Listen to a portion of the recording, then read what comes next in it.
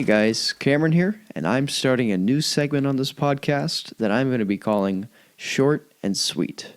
Occasionally it'll be Justin, occasionally it'll be Zach. Essentially, what we're going to be doing is seeing a movie and then giving a very short review afterwards and how we felt about it. Today's topic is going to be on the film Baby Driver, and I thought that this film was excellent to every degree.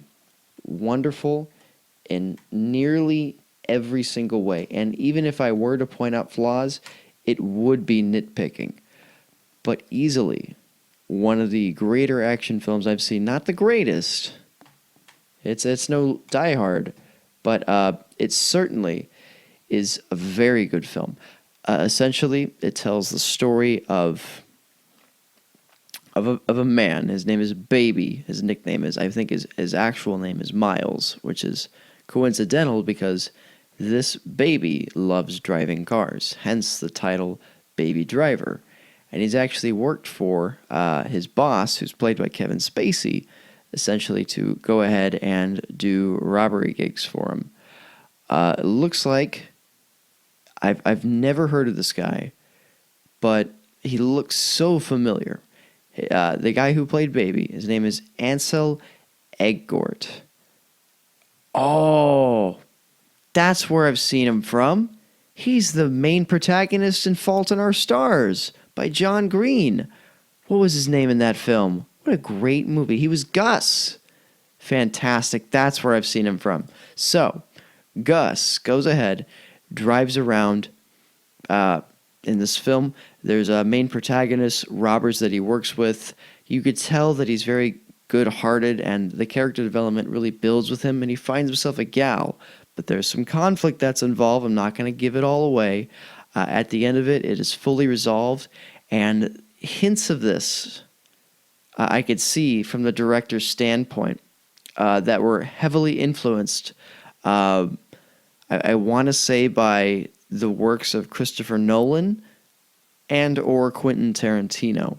If you know what I'm talking about, it shows particular clips that are craftily edited in at the beginning and the middle of the film. They're spread out, and then it all fits together as a form of like a jigsaw puzzle at the end. You could say, wow, that's where they were going with it. Like in the soon-to-be classic film Inception, where you see at the beginning they're on a beach in a palace. There's an old man, and it later cuts to a short where Maul is on a train track waiting for a train to kill her, and all fits together in here. The same for Baby Driver, where it shows a black and white camera shot of a girl in front of a classic Bel Air with a door open ready for him.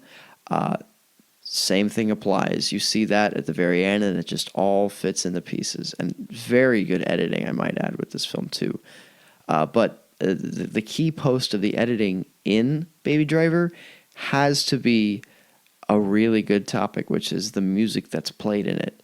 The thing with Baby, the thing with Miles, is that he has tinnitus, where you hear this constant ringing in your ears, and the only sanctuary you have from this constant ringing, dependent upon its severity, is drowning out the noise. Some people drown it out by having a fan on, by playing ocean sounds when they try to sleep, because silence is a real killer in this.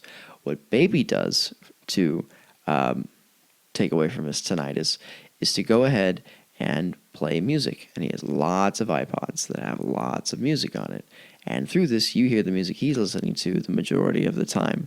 And it's really good throughout the film. They have really classic songs, and it's actually highly resemblant of, if you've ever seen it, Guardians of the Galaxy, where they have this music playing. The scene is edited through the use of cuts and splicing in order to get every single shot right down to the beat. And it works very well. And there's a wide variety of songs. I'd like to say more than both the Guardians of the Galaxy combined. Now moving on, the effects of Baby Driver was also very good.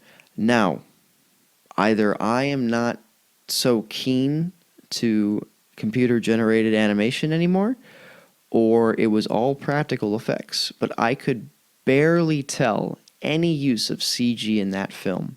I could tell that a lot of it was practical. There were a lot of cars that were destroyed. Maybe.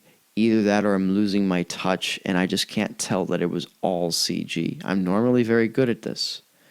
But I couldn't tell to save the life of me. It felt organic. It felt real. It wasn't another Attack of the Clones. This movie was very good with the practical effects, was cast very well. Mr. Spacey was in this film. John Hamm was he was a protagonist, soon to be antagonist at the end. And a few more people. Oh, Jamie Foxx. Can't forget him. He was great in the film. You have to go see it. 4.5 stars out of 5. Baby Driver. Cameron out. Thanks, guys.